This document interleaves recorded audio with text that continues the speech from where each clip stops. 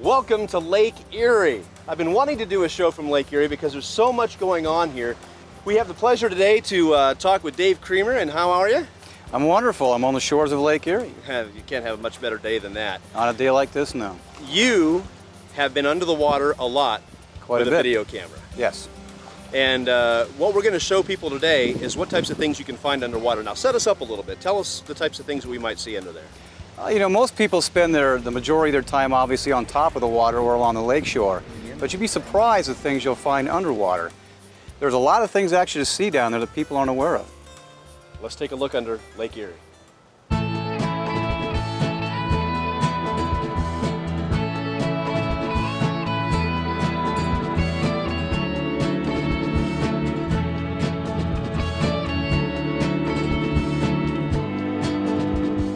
Port Clinton. It was here that we met up with Dave Cremer, a former ODNR Division of Wildlife Fisheries guy who still spends every free moment either on or under the water. As many folks know, the lake bottom is almost entirely encrusted with zebra mussels in the shallower waters, and in the deeper waters, the quagga mussel. This is just an example of that, along with a lot of sponge cover around boulders and rocks. Pretty much the whole lake looks like this, any place there's rocks. This is a little hole that I'm not sure what kind of animal or fish did this, but it's a pretty deep hole into the rocks, and when it pans out, you'll see a large pile of mussel shells in front. Some organism or fish dug that hole out. That pile is about a foot thick. This is a mud puppy. Most people in Lake Erie have never seen one of these, but they are around. And those are gills that you see there coming out. That's how they breathe, and they're mostly active at night. Lake Erie water snake. This is some of the only known footage of a Lake Erie water snake. They do hunt underwater. They're probably looking for gobies under the rocks, which is what this snake is particularly doing. This is in about 12 to 15 foot of water. If you're around the islands, it's not uncommon to see the Lake Erie water snake nowadays because it's made a very fast and dramatic comeback. And there's actually a gal up at Stone Lab named Kristen who's been studying the lake snakes for quite a while. And I'm not afraid of them. Well, they're not venomous. No, they're not. They're just a standard, pretty much harmless snake. This is some more gobies. I turned this rock up to find the eggs. The male is in here, and you'll see him come out. He's the larger, darker fish. He'll move here in a second.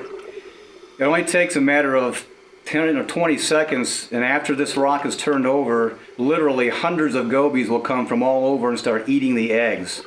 They have a real knack for determining underwater when the bottom is disturbed, and if there's anything happening in their area, they'll travel to it in curiosity and find out what it is. In this case, it's a free meal.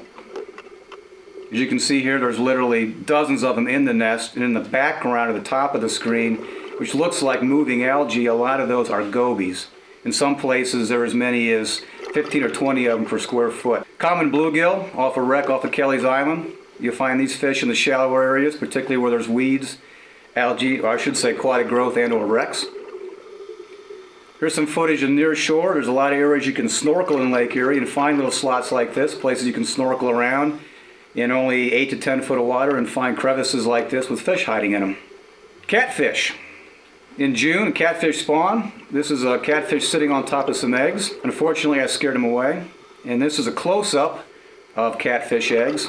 Any kind of fish that breed in Lake Erie and lay eggs like this, they want to protect them if they can, because the minute they leave, in most places, the gobies will invade and eat the eggs. Walleye. Walleye are pretty tough to film, but I did manage to find this one. And this is kind of a rare clip in that I've got a walleye and a smallmouth in the same frame, kind of hanging out together.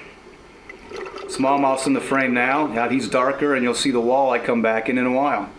Although walleye typically school, I do see them diving as individuals, so just because there's not schools in the area doesn't mean that there's not walleye present.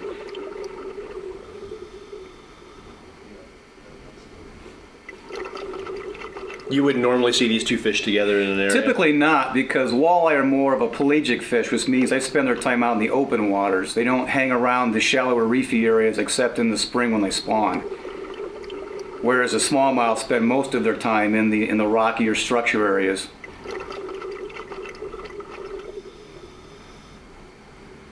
There's a school of walleye. It's not the best video quality, but I was out filming and they just happened to come by in a matter of seconds. There were probably dozens of them in this school, but I just caught the edge of it and only got the clip of, say, 4 or 5 of them. Typically, you'll find a lot of wreckage. That's my dive buddy, Mark Foster. And lots of zebra mussel coverage on them. You'll find a variety of things on the deeper wrecks. You'll find ship wheels. You'll still find masts. A lot of materials from the boats are still on them. And there are literally hundreds upon hundreds of wrecks in Lake Erie. This is interesting, and it's a boiler on a wreck, and these little holes in the boiler actually have gobies in them, and you'll see their tails in there moving around.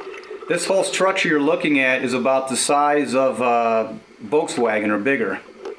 Some of this machinery is still on many of the wrecks in the deeper water. We're coming up the side of a tug. Once we get on the deck, there'll be a hatch here that goes down inside the tug.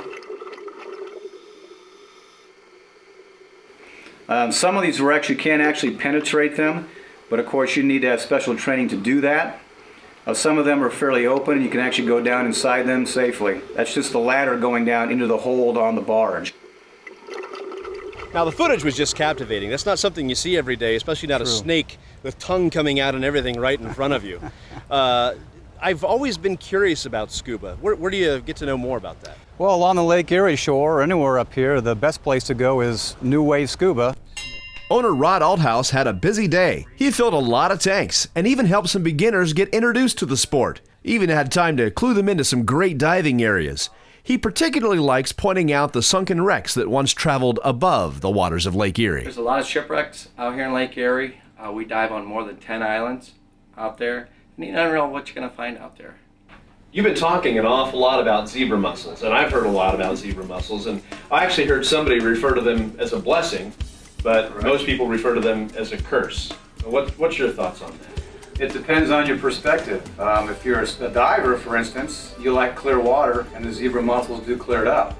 However, if you don't like invasive species, which is what zebra mussels are, they have impacts on the aquatic life, and they can cause lots of problems at power plants and for boats. So it depends on your perspective. But if you really want to find out, the man to talk to is Fred Snyder at Ohio Sea Grant, because he knows everything about zebra mussels. The zebra mussels have restructured the whole food web in Lake Erie, and this has impacted everything from the bait fish industry to sport fishermen. So much of the food that came from the plankton is now being produced along the bottom, and so that's a different food pathway.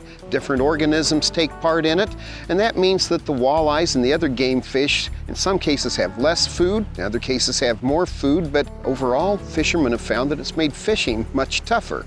Well, the two species that have impacted Lake Erie the most have been the mussels, the quaggas and zebras, and the round goby. Both of those have caused changes in the food web. The goby itself is a predator on smallmouth bass eggs, and so we've even seen a closed season in the spring on smallmouth bass, which takes fishing opportunity away from anglers, but that's all in an effort to try to protect the smallmouth bass population. So people really do feel real effects of these exotics in Lake Erie. One of the newest threats that we have to Lake Erie from a new invader coming in is VHS disease. Now that stands for viral hemorrhagic septicemia, and it's a virus disease that causes fish kills in certain species. A couple of years ago we had a huge fish kill of freshwater drum, the Lake Erie sheepshead here, and we have seen fish kills of smallmouth bass, muskies, other species around the Great Lakes. One of the big impacts this is having on anglers and boaters is that we now have, through the Ohio Department of Agriculture, a quarantine zone along northern Lake Erie. You cannot move Lake Erie fish or their live eggs from Lake Erie waters to any point south of US Route 6 or Interstate 90. And this is an effort to try to keep VHS from spreading to other parts of the state where it'll impact both our fish farms and our native wild fishes. One of the main things that people can do to try to stop VHS or zebra mussels, gobies, or any of these other invaders is to be careful about transporting equipment or water that can carry them. This means rinsing off wetsuits, it means washing down boats, it means draining live wells and bait wells, not carrying water from Lake Erie to inland bodies of water where these things can be hitchhiking and spread their way. What we've shown you today is fantastic, what's going on above the water, but most importantly, what's going on below the water. And what's going on below the water is what we really need to concern ourselves with. Please do enjoy the water, enjoy Lake Erie, enjoy the inland lakes that we have in the state of Ohio, but take good care of them. Wash your stuff off before you go into the next body of water. Keep safe and enjoy the times with your family. I'm KC, we'll see you next time on Outdoor Ohio.